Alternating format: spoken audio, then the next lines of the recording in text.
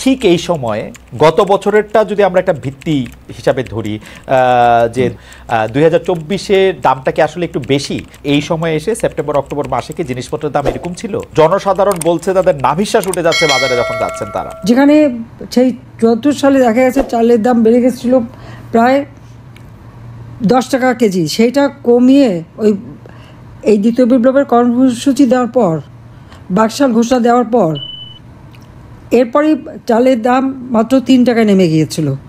সব মানুষের ক্রয় ক্ষমতা বেড়েছিল, স্কুল কলেজ সব জায়গায় একটা নিয়মতান্ত্রিকতা ফিরে এসেছিল। অর্থনৈতিক উন্নয়নের পথে অগ্রযাত্রা শুরু করে বাংলাদেশ 9% প্রবৃদ্ধি অর্জন করেছিল সেই সময় বাংলাদেশ। এটা মনে রাখতে হবে। জাতির পিতা বঙ্গবন্ধু শেখ মুজিব চেয়েছিলেন বাংলার মানুষের মুক্তি। আজকে তার নামে অনেক কথাই বলা হয়। তিনি বাকশাল করেছিলেন। বাকশালটা কি? বাকশাল তো ছিল বাংলাদেশ কৃষক শ্রমিক আওয়ামী লীগ এবং জাতীয় ঐক্যের ডাক দিয়েছিলেন। কৃষক শ্রমিক মেহনতি মানুষ এবং একেবারে চাকরিজীবী থেকে সর্বস্তরের মানুষকে ঐক্যবদ্ধ করে বাংলাদেশের মানুষের আর্থসামাজিক উন্নতি করতে চেয়েছিলেন এবং জাতীয় ঐক্যের ডাক দিয়েছিলেন। তখন বাংলাদেশে কয়টা দল ছিল? তখন তো আওয়ামী লীগই একমাত্র রাজনৈতিক দল। মুসলিম লীগে তখন তো প্রায় ধ্বংসপ্রাপ্ত। তারপরে যারা ছিল তারা তো 70-এর নির্বাচনে অংশগ্রহণ করেছিল। 70-এর নির্বাচনে 20 দলীয় জোট ভার্সেস আওয়ামী লীগ। সমগ্র পাকিস্তানে আওয়ামী লীগ সংখ্যাগরিষ্ঠতা পায়। কাজে এ কথা তাদের ভাবতে হবে যারা এই কথাগুলি অপপ্রচারগুলি করে। এবং স্বাধীনতার পরে জাতির পিতা একটা সংবিধান উপহার দেন। এই সংবিধানের ভিত্তিতে 73 সালে নির্বাচন হয়। সেই নির্বাচনে আওয়ামী লীগ জয়লাভ করে এবং আওয়ামী লীগ রাজনৈতিক দল বলতে, তখন গণমানুষের দল বলতে আওয়ামী লীগ 1949 সালে প্রতিষ্ঠা লগ্ন থেকে এদেশের মানুষের আর্থসামাজিক উন্নয়নের জন্য কাজ করে যাচ্ছে।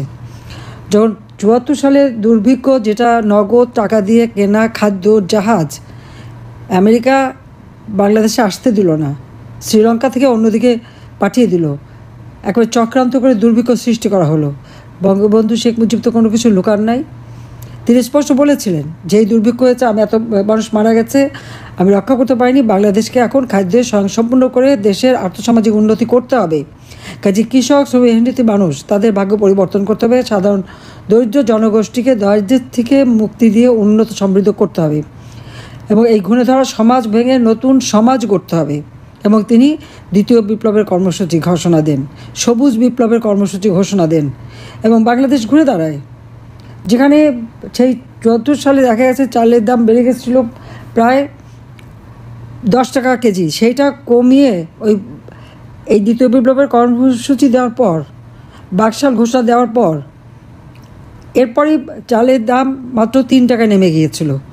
সব মানুষের ক্রয় ক্ষমতা বেড়েছিল, স্কুল কলেজ সব জায়গায় একটা নিয়মতান্ত্রিকতা ফিরে এসেছিল। অর্থনৈতিক উন্নয়নের পথে অগ্রযাত্রা শুরু করে বাংলাদেশ 9% প্রবৃদ্ধি অর্জন করেছিল সেই সময় বাংলাদেশ। এটা মনে রাখতে হবে। ঘরে ঘরে হাহাকার। 1 কোটি পরিবারের জন্য আমি মাত্র স্বল্প মূল্যে 30 টাকা কেজিতে যাতে চাল এবং ডাল তেল চিনি কিনতে পারে সেই ব্যবস্থা করে দিয়েছিলাম। সেখানে প্রায় 43 লক্ষ মানুষের নাম কেটে দিয়েছে।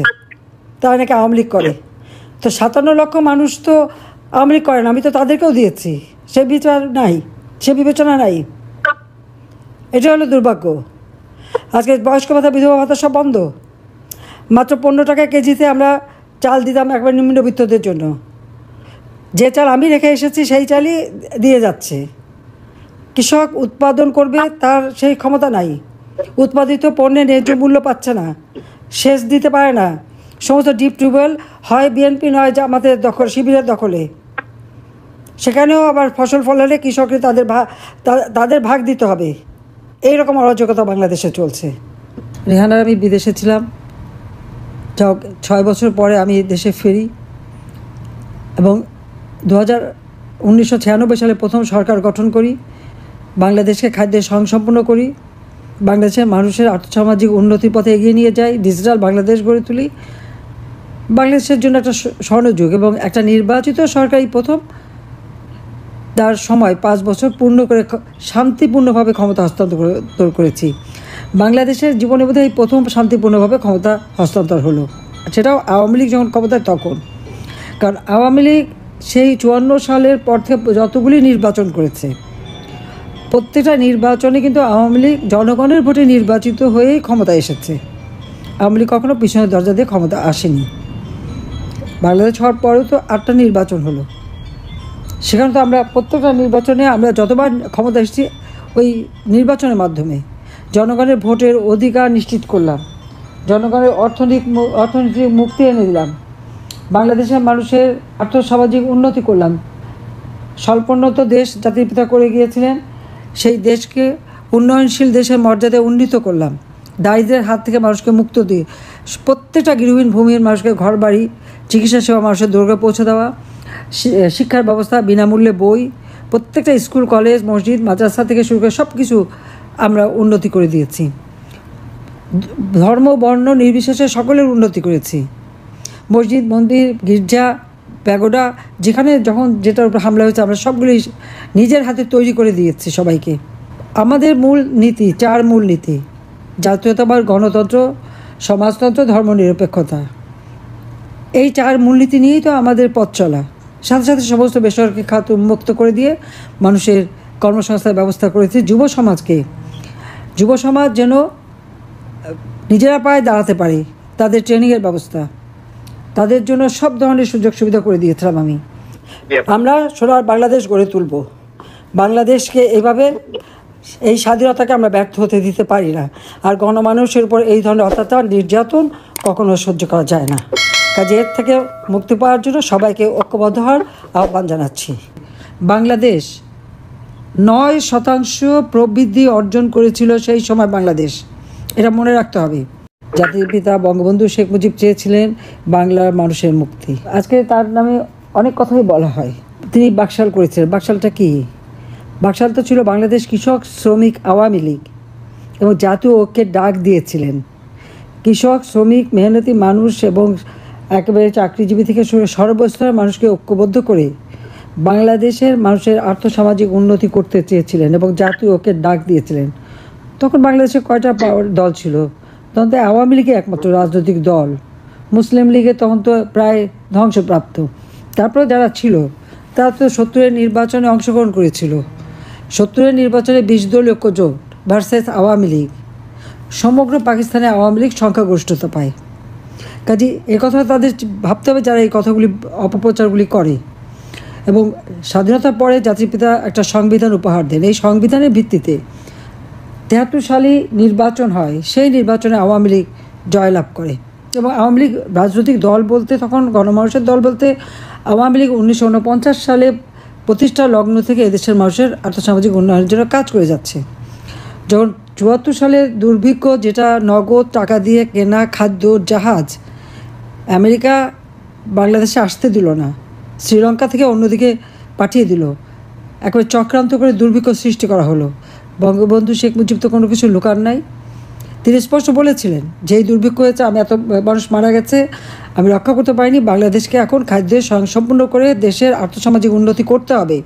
কাজে কৃষক শ্রমিক মানুষ তাদের ভাগ্য পরিবর্তন করতে হবে। সাধারণ দরিদ্র জনগোষ্ঠীকে দারিদ্র্যের থেকে মুক্তি দিয়ে উন্নত সমৃদ্ধ করতে হবে এবং এই ঘুণে ধরা সমাজ ভেঙে নতুন সমাজ গড়তে হবে। এবং তিনি দ্বিতীয় বিপ্লবের কর্মসূচি ঘোষণা দেন, সবুজ বিপ্লবের কর্মসূচি ঘোষণা দেন এবং বাংলাদেশ ঘুরে দাঁড়ায়।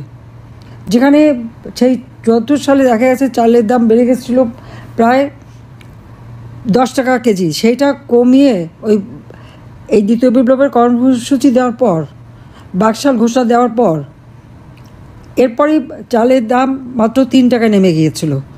সব মানুষের ক্রয় ক্ষমতা বেড়েছিল। স্কুল কলেজ সব জায়গায় একটা নিয়মতান্ত্রিকতা ফিরে এসেছিল। অর্থনৈতিক উন্নয়নের পথে অগ্রযাত্রা শুরু করে বাংলাদেশ 9% প্রবৃদ্ধি অর্জন করেছিল সেই সময় বাংলাদেশ, এটা মনে রাখতে হবে। ঘরে ঘরে হাহাকার। 1 কোটি পরিবারের জন্য আমি মাত্র স্বল্প মূল্যে 30 টাকা কেজিতে যাতে চাল এবং ডাল তেল চিনি কিনতে পারে সেই ব্যবস্থা করে দিয়েছিলাম। সেখানে প্রায় 43 লক্ষ মানুষের নাম কেটে দিয়েছে, তারা নাকি আওয়ামী লীগ করে। তো 57 লক্ষ মানুষ তো আওয়ামী লীগ করে না, আমি তো তাদেরকেও দিয়েছি। সে বিবেচনা নাই। এটা হলো দুর্ভাগ্য। আজকে বয়স্ক ভাতা, বিধবা ভাতা সব বন্ধ। মাত্র 15 টাকা কেজিতে আমরা চাল দিতাম একবার নিম্নবিত্তদের জন্য। যে চাল আমি রেখে এসেছি সেই চালই দিয়ে যাচ্ছে। কৃষক উৎপাদন করবে, তার সেই ক্ষমতা নাই। উৎপাদিত পণ্যের ন্যায্য মূল্য পাচ্ছে না, সেচ দিতে পারে না। সমস্ত ডিপ টিউবওয়েল হয় বিএনপি নয় জামাতের দখল, শিবিরের দখলে। সেখানেও আবার ফসল ফলালে কৃষকরা তাদের ভাগ দিতে হবে। এইরকম অরাজকতা বাংলাদেশে চলছে। রেহানার আমি বিদেশে ছিলাম, যাক 6 বছর পরে আমি দেশে ফিরি এবং 1996 সালে প্রথম সরকার গঠন করি। বাংলাদেশকে খাদ্যের স্বয়ংসম্পূর্ণ করি, বাংলাদেশের মানুষের আর্থসামাজিক উন্নতির পথে এগিয়ে নিয়ে যাই, ডিজিটাল বাংলাদেশ গড়ে তুলি। বাংলাদেশের জন্য একটা স্বর্ণযুগ এবং একটা নির্বাচিত সরকারই প্রথম তার সময় 5 বছর পূর্ণ করে শান্তিপূর্ণভাবে ক্ষমতা হস্তান্তর করেছি। বাংলাদেশের জীবনে বোধহয় এই প্রথম শান্তিপূর্ণভাবে ক্ষমতা হস্তান্তর হলো। সেটাও আওয়ামী লীগ যখন ক্ষমতায় তখন। কারণ আওয়ামী লীগ সেই 54 সালের পর থেকে যতগুলি নির্বাচন করেছে, প্রত্যেকটা নির্বাচনে কিন্তু আওয়ামী লীগ জনগণের ভোটে নির্বাচিত হয়েই ক্ষমতায় এসেছে। আওয়ামী লীগ কখনো পিছনের দরজা দিয়ে ক্ষমতা আসেনি। বাংলাদেশ হওয়ার পরেও তো 8টা নির্বাচন হলো। সেখানে তো আমরা প্রত্যেকটা নির্বাচনে আমরা যতবার ক্ষমতা এসেছি ওই নির্বাচনের মাধ্যমে জনগণের ভোটের অধিকার নিশ্চিত করলাম, জনগণের অর্থনৈতিক মুক্তি এনে দিলাম, বাংলাদেশের মানুষের আর্থসামাজিক উন্নতি করলাম। স্বল্পোন্নত দেশ জাতির পিতা করে গিয়েছিলেন, সেই দেশকে উন্নয়নশীল দেশের মর্যাদায় উন্নীত করলাম। দারিদ্র্যের হাত থেকে মানুষকে মুক্ত দিয়ে প্রত্যেকটা গৃহহীন ভূমিহীন মানুষকে ঘর বাড়ি, চিকিৎসা সেবা মানুষের দৌড়ে পৌঁছে দেওয়া, শিক্ষার ব্যবস্থা, বিনামূল্যে বই, প্রত্যেকটা স্কুল কলেজ মসজিদ মাদ্রাসা থেকে শুরু করে সব কিছু আমরা উন্নতি করে দিয়েছি। ধর্ম বর্ণ নির্বিশেষে সকলের উন্নতি করেছি।